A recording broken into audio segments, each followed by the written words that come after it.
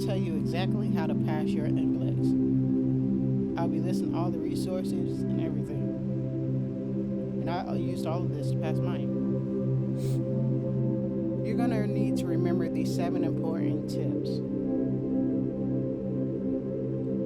The first one is challenge yourself. And there's a number of ways to do this. And the first way is going to be challenge yourself to stop thinking negatively.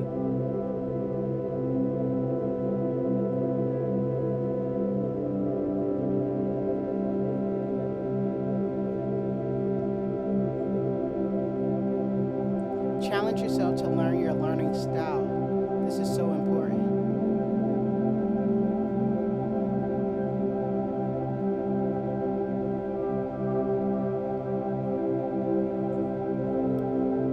And challenge yourself to create a plan and commit to it.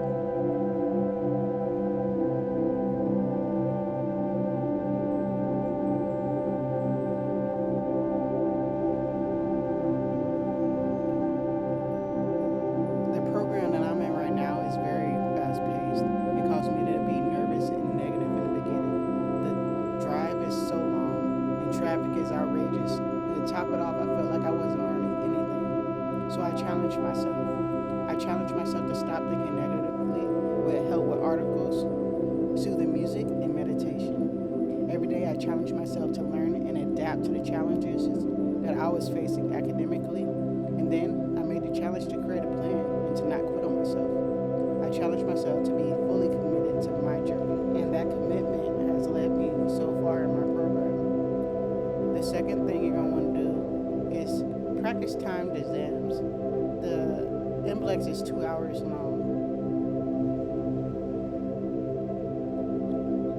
AMBP is a great resource. They have a lot of exams that you can practice.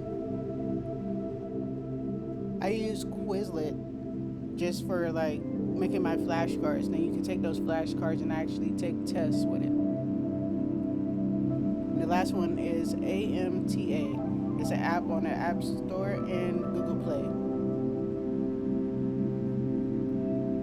If you're like me and you have testing anxiety, taking timed tests will help you overcome that feeling of anxiousness. You will start to become more confident in yourself. ABMP was a resource provided by my school, and it was very helpful. We got to use it throughout our classes. I used Quizlet for the game and flashcard features, like when I was driving, because it will read it to you. But it also contains that testing section. AMTA, I found that while I was researching, and it contained a lot of questions that weren't covered in my school. And I liked the way that it was worded, because it was like, it was very confusing. And when I went to take my test, I came across that same kind of concept, so I was used to it. And I was a lot more confident, and it was a lot easier for me to take my test.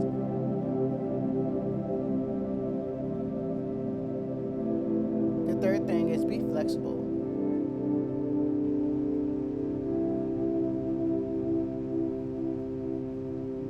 Be flexible with your learning style. And if you don't know what your learning style is, or you want to learn more about it, this is a link at the bottom for a 20-question quiz so you can learn. Be flexible with your study schedule. I found this on the internet. It's just kind of a baseline schedule. Be flexible with yourself. Take days off. Like I would just call out just so I kind of have a mental break. Be flexible with the way that you learn and process information. It's not a one-size-fits-all. Everyone is different. For me, I had to hear the material and see it. I would make flashcards for every class, adding new collections to my study plan. I would listen to my cards in between walking clients' dogs, while I was cooking and picking up my kids from school, during the hour-and-a-half drive to my classes, or during errands. Remember to allow yourself a day or two in between studying to process what you learn. During that time, spoil yourself and take your mind off the study, and I guarantee that you'll be able to retain so much more.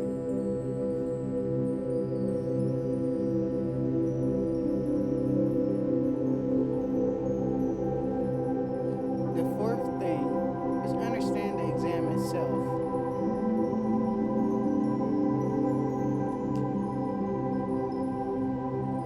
figure out the topics that will be covered. The massage therapy program covers a lot, but these are the topics that you'll want to study and know for your exam.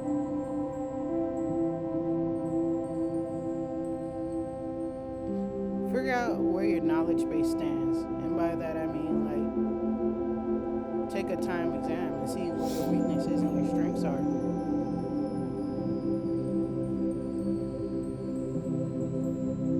Figure out your weaknesses. When you get your results from the baseline exam, identify your weaknesses, but don't completely neglect everything else, but instead make a time to focus on those weak areas. Remember, don't try to remember the questions on these practice exams. Instead, focus on understanding the concept. Don't completely neglect the other topics, but instead make a time to focus just on those weak areas. Don't cram the night before the exam. Allow yourself 3 to 4 weeks in advance to study for 45 minutes apiece. Walk away after each study period and take a break. And during the exam, you'll have 2 hours to do it. I'm not sure if that covered in processing. I think it did. So get used to taking a test in an hour and 30 minutes just in case. That way you have that extra time.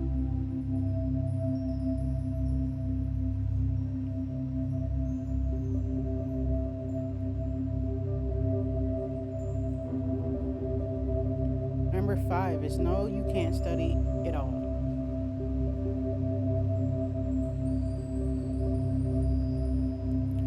When you go to take your exam, you're going to come across questions. You're going to be like, I didn't go over that in school, or they didn't have that question. And that's fine, because you can't learn everything. It's impossible. So those 7 sections, study those. And if you know majority of that, then you'll be fine. And then another thing, like here on the West Coast, they may have a term that they don't use over on the East Coast. It means the same thing, it's just worded different. So join study groups like on Facebook or here through YouTube or wherever you need to find, the buffer in between. And don't spend all of your time learning about every new topic. You'll probably only have one question on it. Number 6 is invest in good study resources. I'm going to list the ones that I got. I got the test prep study guide in the workbook. This is what it looks like. It's on Amazon. The links are below. I also got the kinesiology made easy because I struggled with that.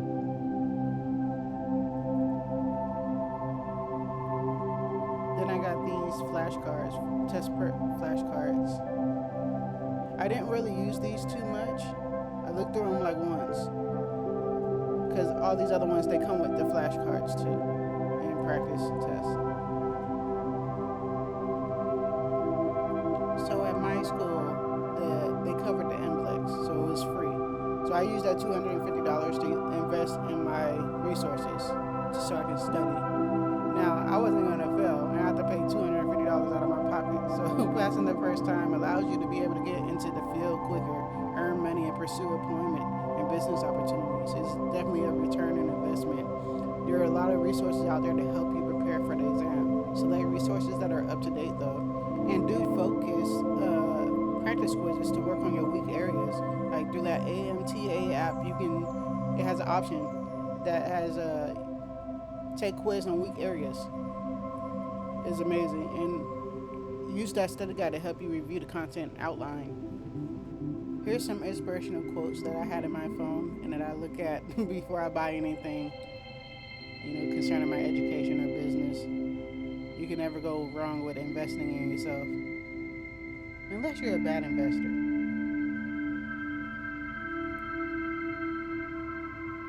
Like if you buy it and never use it, that's a bad investment.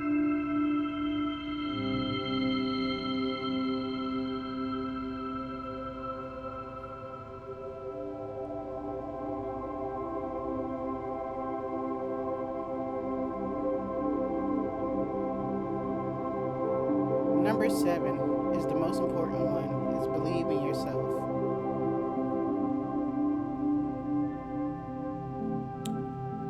Here's 7 awesome ways to begin believing in yourself. I have the link to this in below.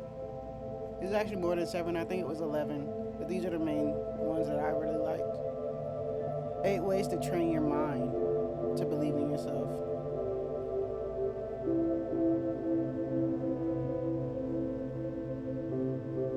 Create those healthy routines. Feed your mind. Change your focus. And here's some inspirational quotes.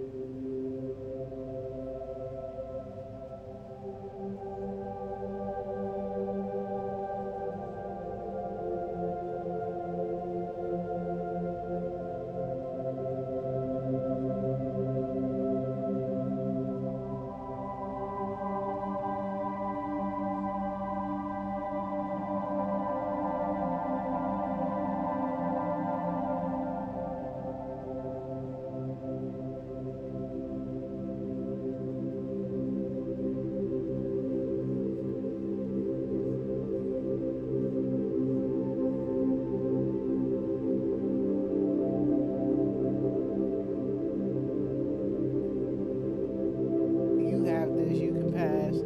Just tell yourself that every day. Study every day. Well, not every day. Study 5 days out of the week, then take 2 days off. But be consistent with your study, and you'll pass in the first time. These are all resources that I used, all the apps that I used, so I can pass on my first go. I just passed on August 5th. This is a review of everything that we went over.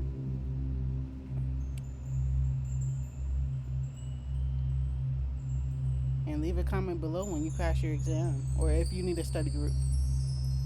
I still have flashcards.